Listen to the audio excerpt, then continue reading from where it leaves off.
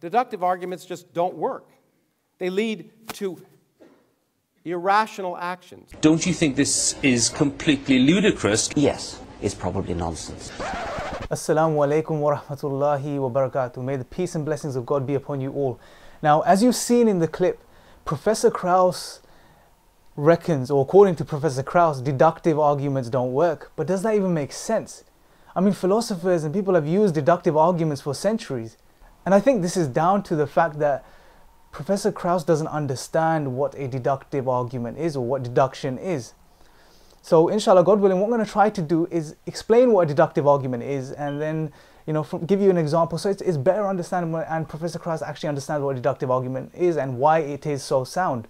Now, a deductive argument basically is a logical argument which is comprised of premises which lead to a conclusion, right? So, and if the premises hold to be true and valid, then the conclusion necessarily follows. The conclusion is necessarily true. And to refute the conclusion, you have to break down one or both of the premises, or all of the premises in that matter. Now, as an example of a deductive argument, we can just take a simple example. For example, all men are mortal. Professor Krauss is a man.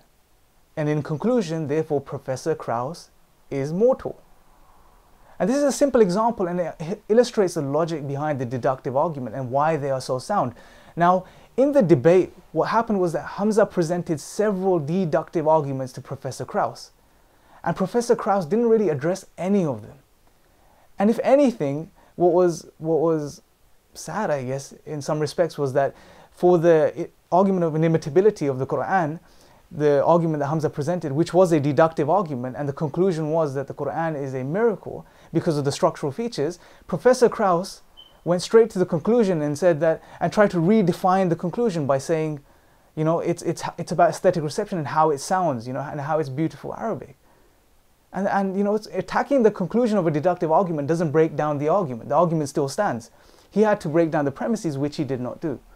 I hope that clarifies what a deductive argument is. Jazakallah khair. Thank you for watching. I hope you share the video and stay tuned for the next video.